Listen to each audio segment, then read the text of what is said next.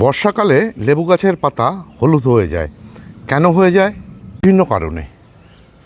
সেই কারণের গুলি নিয়ে আমি এর আগে একটি ভিডিও করেছিলাম।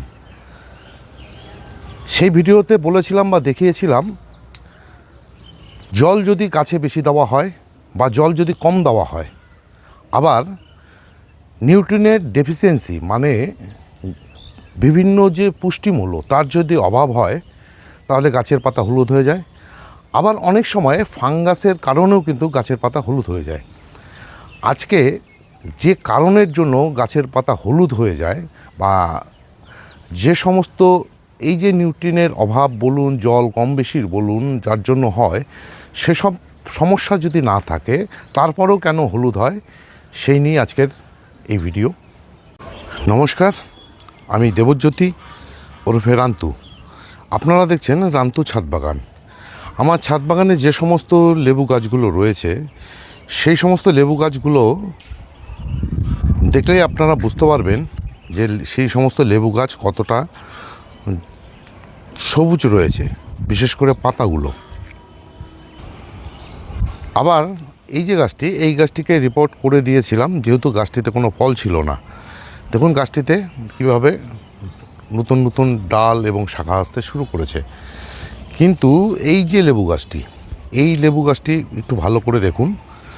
লেবু গাছটিতে প্রচুর পরিমাণে লেবু ধরে আছে, কিন্তু এর যে পাতা, সে পাতা কিন্তু হলুদ হয়ে রয়েছে। এবং এই হলুদ হওয়ার কারণে আমি যে সমস্ত ট্রিটমেন্ট করতে হয়, ম্যাগনেসিয়াম দেওয়া, ক্যালসিয়াম নাইট্রেট দেওয়া, সবই করেছি। তারপরেও গাছের পাতা কিছুতেই ঠিক হচ্ছে না। তার কারণ হচ্ছে এই গাছটিতে দরকার হচ্ছে রিপোর্ট। এই গাছটিতে যে টবের মধ্যে রয়েছে, সেই টবটি এই গাছটির তুলনায় অনেকটাই ছোট হয়ে গেছে।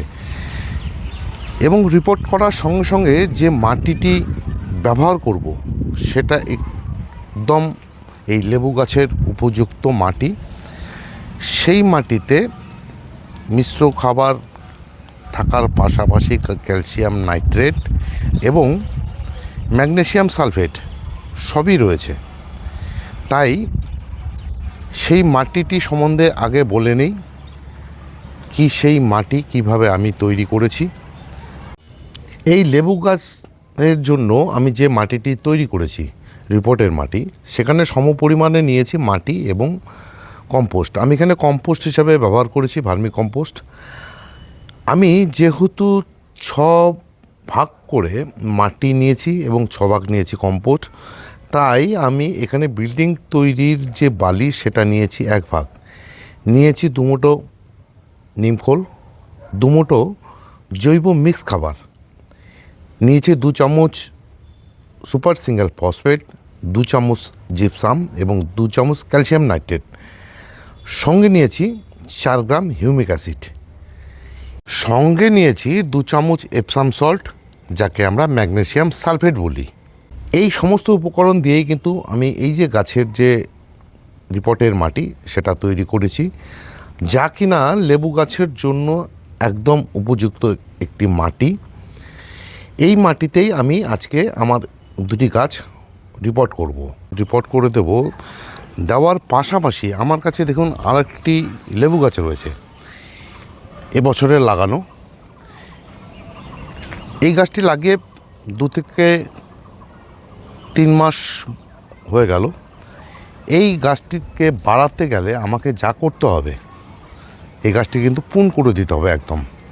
তাহলে কি হবে, এই গাছের থেকে প্রচুর পরিমাণে শাখা তৈরি হবে এবং সামনের সিজনে মানে ফেব্রুয়ারি মাসে এই গাছটি থেকে কিন্তু প্রচুর পরিমাণে লেবু পেয়ে যাব। তাহলে আপনাদেরকে আমি রিপোর্ট করে নিয়ে ফিরে আসছি। কীভাবে রিপোর্ট করলাম সেটা দেখাতে গেলে ভিডিওটা অনেক বড় হবে, তাই আমি রিপোর্টটা করে নিয়ে আপনাদের সামনে তুলে ধরছি। টব থেকে আমি গাছটিকে বার করে নিলাম। বার করে নিয়ে আপনাদেরকে দেখাই। দেখুন এই যে তলের দিকটাতে কীভাবে রুটগুলো পেঁচিয়ে রয়েছে। এই যে পেঁচিয়ে রয়েছে, এখানে রয়েছে নুড়ি, বালি এবং খোলামকুচি। সেগুলাকে কিন্তু আমার খুব সাবধানে বের করে নিতে হবে। এবং আমি কিন্তু গাছটিতে কোনো রকম রুটের মধ্যে কোনো রকম হাত দেব না, রুট পুন করবো না।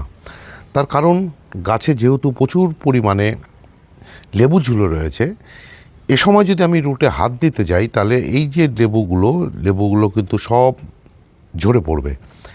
তাই জাস্ট খালি খোলামকুচি এবং বালি নুড়িগুলি বের করে আমি গাছটিকে রিপোর্ট করব।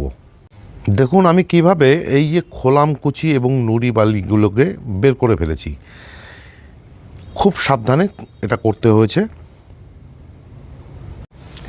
আমি যে টবটি ছিল তার থেকে অনেকটাই বড় গ্রো ব্যাগ, জিওফেব্রিক গ্রো ব্যাগে গাছটিকে বসিয়েছি এবং বসিয়ে কিন্তু আমি গাছটিতে জল দিয়ে দিয়েছি। এবং ততক্ষণই জল দেব আমি গাছটিতে যতক্ষণ না পর্যন্ত এই গ্রো ব্যাগটি সম্পূর্ণরূপে ভিজে যায়। যখন একদম গ্রো ব্যাগটি সম্পূর্ণ ভিজে যাবে, তারপর আমি গাছটিতে জল দেওয়া বন্ধ করে দেবো এবং ছায়াযুক্ত স্থানে রেখে দেবো। দেখুন আমি গাছটিকে রিপোর্ট করে জায়গা মতন রেখে দিয়েছি। এবার এই যে গাছটি, এই গাছটিকে যেহেতু 2-3 মাসের গাছ, এই গাছটিকে আমার সামনের সিজনে যদি ফুল নিতে চাই এবং গাছকে ঝাঁকড়া করতে চাই, তাহলে আমাকে কিন্তু এই যে গাছের যে ডালগুলো, এই ডালগুলো কিন্তু সব আমাকে কেটে দিতে হবে। মায়া মমতা ত্যাগ করে একদম গাছের ডাল কেটে দিলে তবেই গাছ ঝাঁকড়া হয়ে উঠবে। ঠিক এইভাবেই এই যে ছোট লেবু গাছগুলোকে, একদম সদ্য আনা যে লেবু গাছ, সেই লেবু গাছকে কিন্তু ঠিক এভাবেই পুন করে দিতে হয়। এই যে গাছের পাতা হলুদ হয়ে যাওয়ার যে কারণ, বিশেষ করে এই যে এই গাছটির ক্ষেত্রে যেটা হয়েছে, এটা হওয়ার কারণ টব অনেক ছোট ছিল, তাকে বড় জায়গা দিতে হয়েছে। আপনারা ভিডিওতে দেখলেন যে গাছের রুট কিভাবে তলের দিকে পেঁচিয়ে ছিল, যার জন্য কিন্তু গাছ ঠিক মতন খাবার গ্রহণ করতে পারছিল না, ঠিক মতন পুষ্টিমূল্য পাচ্ছিল না, যার জন্যে গাছের পাতা কিন্তু হলুদ হয়ে গেছিল।